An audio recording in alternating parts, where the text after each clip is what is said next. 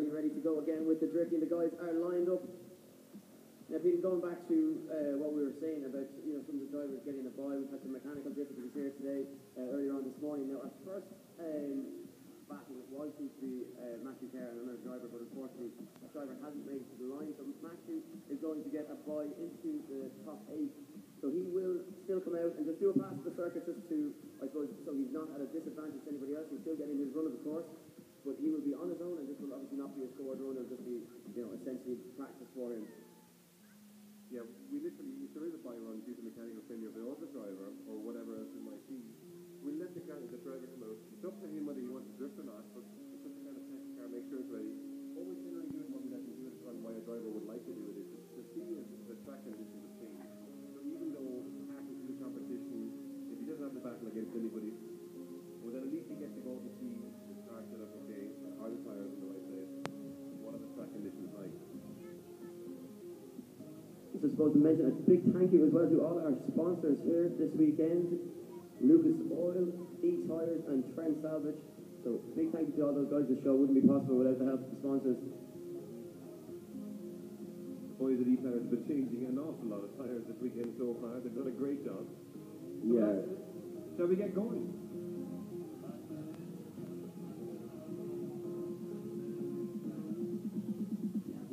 So the drivers are ready, Pete, and I'm ready, you're ready. Are you guys in the audience? Are you ready to see our top 16? The track is clear, and as we mentioned, our first battle is not a battle. It's going to be Matthew Kerr. He has a bye into the top 8, but he is going to come out and try and put on a bit of a show. Our highest qualifier this morning is S15. Representing Downside Drift, is very, very talented driver. Really, really put on a show this morning. And one to watch for this afternoon's battle. He is all the way into the top 8 already, as I mentioned. The guys put out there for Matthew Kerr.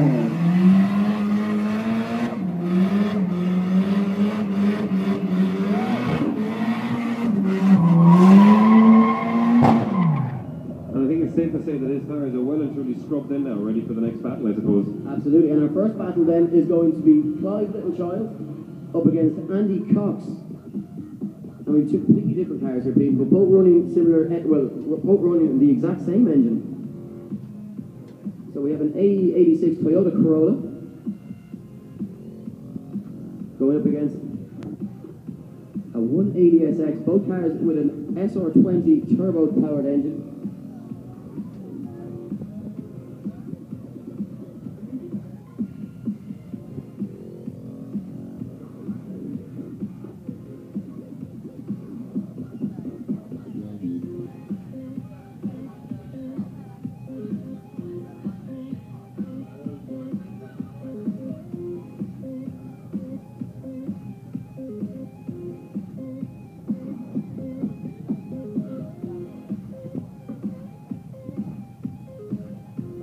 We're just getting the drivers gridded up, lined up, and the first real battle we'll see so far is Andy Cox against Clive Littlechild. And these guys have been doing okay in practice. I think Clive in particular in the AE86 Toyota Corolla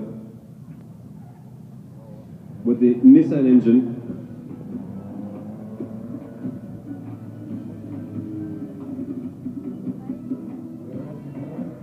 So one of our drivers, Stuart, just making sure everything is running okay in this car.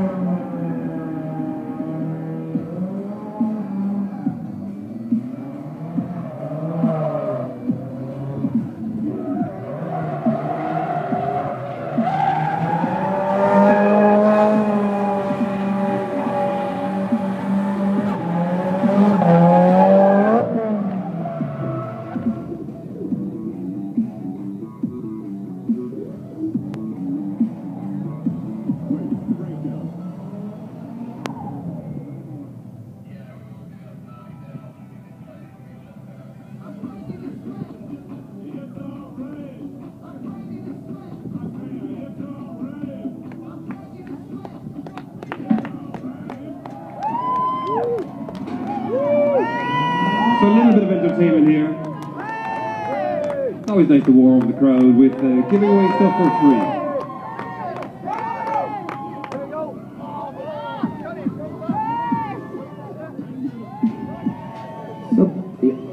So Pete, we're just seeing these two guys line up ready for our first battle today, okay? And it's Clive Littlechild and Andy Cox. Now, these two guys are best friends.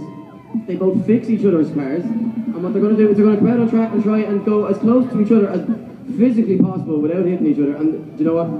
I think seeing two guys go out on track that are good friends with each other, I think we're going to see a little bit of rubbing here. I think there's a good chance of it. I mean, this track really does not lend itself for really close battle unless the guys really push it very firm. And so they really are going to be pushing each other very hard. I think that they've known each other since they were 4 years old, I believe. They really do know each other quite well. They're not going to be holding back, but at the same time, I think they don't want to be the person that knocks their best friend out of the competition in case something goes wrong.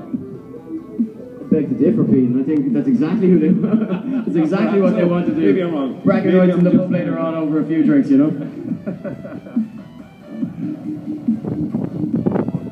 No matter what happens, I'm sure they're going to have a great story to bring back home.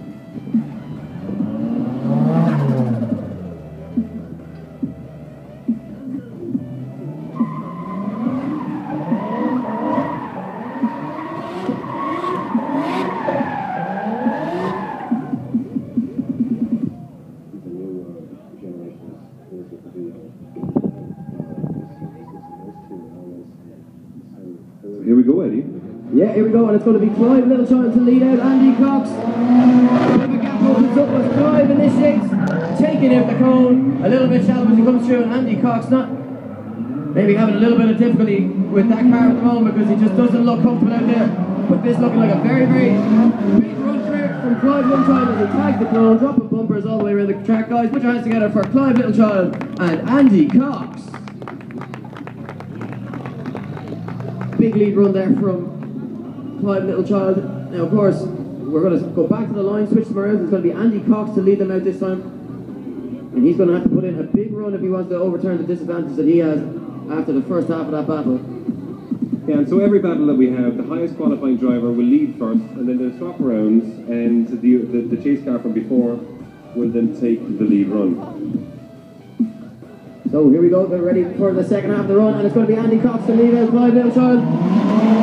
Here we go, big initiation there. Oh, and just missing the row cars that we have lined up here. Getting it all wrong on entry, unfortunately, there for Andy Cox. And that looks fairly clear-cut that will be Clive Littlechild progressing through to the top six, the top eight rather. But we do need to make that official, and I will just go quickly over to our judges to confirm the winner for you. Pretty self-explanatory. Absolutely, and the winner of this battle is Clive Littlechild in the Toyota Corolla A86.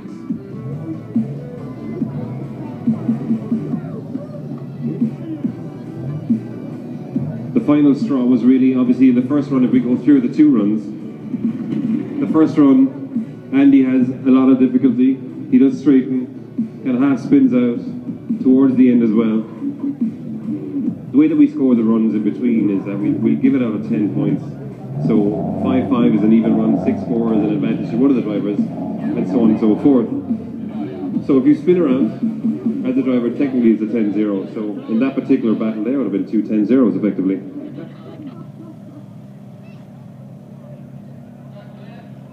So next up, Pete, our next two drivers out on track is going to be Carl Dan Farrer and James Tooley. It's going to be Carl to lead them out this time as the highest qualifier.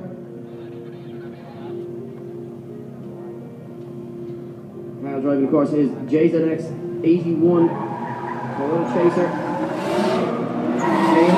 S15 Nissan. Here we go, big entry there from Carl.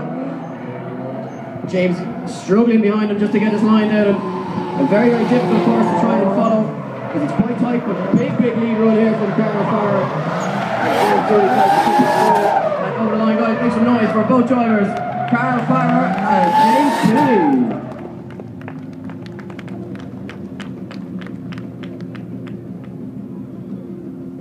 Big lead run there from Carl and James. They're going to have it all to do in the second half of this battle. It'll be his turn to lead them out. And Carl will have to try and stay as close as he possibly can.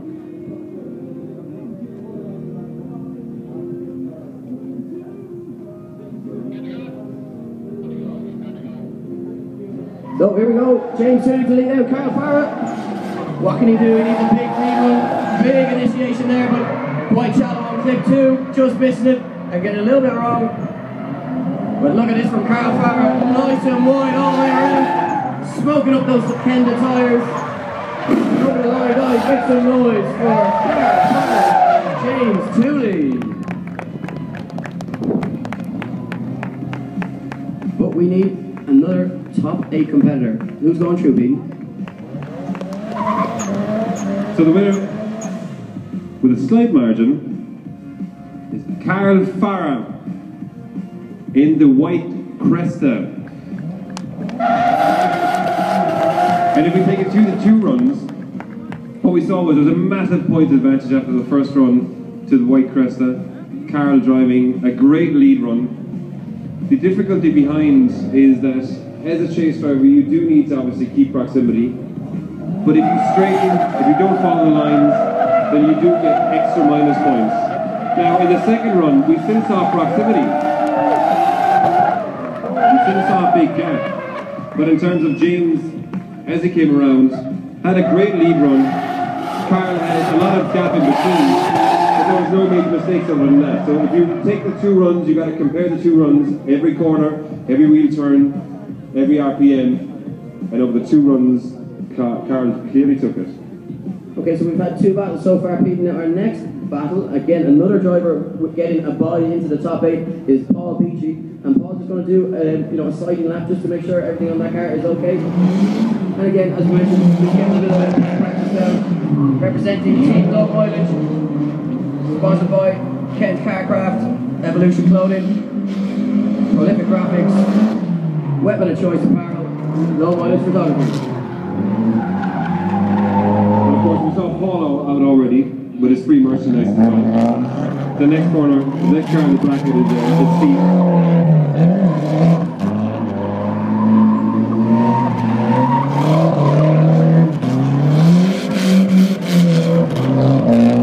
So Paul, having done his bye lap, wants to make sure that his tires are properly scrubbed in / completely annihilated.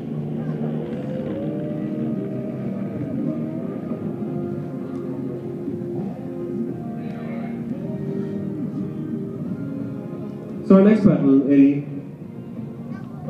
Yeah, we have 3 more battles in our top 16 to go, and we have Ian Rutherford coming up against John Glaser. It's going to be Ian to lead them out, joined by John Glaser in the V8 powered Mazda RX-7. Look at this for action, right on the door as they come by clip 2. Small little bit of a correction, very, very difficult type first try follow.